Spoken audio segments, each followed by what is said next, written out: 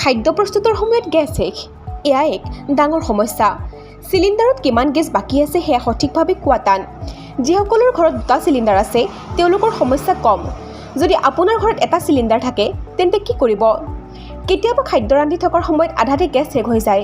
গতিকে আপোনাৰ সমস্যা দূৰ কৰিবলৈ কেইটামান উপায় লৈ আহিছোঁ। প্ৰথমে কাপোৰ এখন তিয়াই লওক। সেই তিতা কাপোৰখন চিলিণ্ডাৰটোৰ চাৰিওফালে মেৰিয়াই দিয়ক। 5 মিনিটৰ পাছত সেই কাপোৰখন আঁতৰাই দিব। এইবাৰ চিলিণ্ডাৰটোলৈ মন দিয়ক। আপুনি গম পাব যে যিটো অংশ শুকাই গৈছে তাত গেছ নাথাকে, অৰ্থাৎ চিলিণ্ডাৰৰ যি অংশ তিতি যায় তাত গেছ থাকিব। এইদৰে আপুনি ইয়াক কিমান দিন ব্যৱহাৰ কৰিব পৰা যাব সেয়া সহজে অনুমান কৰিব পাৰিব। ইয়াৰ আঁৰত আছে এক বৈজ্ঞানিক কাৰণ। ৰন্ধন গেছ বা LPG ঠাণ্ডা হয়, ফলত চিলিণ্ডাৰৰ যি অংশত গেছ থাকে সেই অংশ পানীয়ে শোষণ কৰি লয়। ইয়াৰ উপৰি চিলিণ্ডাৰৰ ওজন জুখি কিছু ধাৰণা কৰিব পাৰি। যদি চিলিণ্ডাৰটো অতি গধুৰ হয় তেন্তে তাৰ অৰ্থ হ'ল গেছ আছে। যদি পাতল হয় তেন্তে বুজিব গেছ শেষ হৈছে বা শেষ হোৱাৰ দিন ওচৰ চাপিছে। আপুনি ইয়াক আন ধৰণেও পৰীক্ষা কৰিব পাৰে। এটা পাত্ৰত প্ৰথমে গৰম পানী লওক। লাহে লাহে চিলিণ্ডাৰটোত অলপ গৰম পানী ঢালি দিব আৰু কিছু সময় অপেক্ষা কৰিব। এইবাৰ হাতেৰে চিলিণ্ডাৰটো ভালদৰে নিৰীক্ষণ কৰক।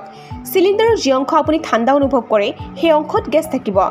উল্লেখ কৰা প্ৰয়োজন যে এই প্ৰতিবেদন কেৱল তথ্যৰ বাবেহে।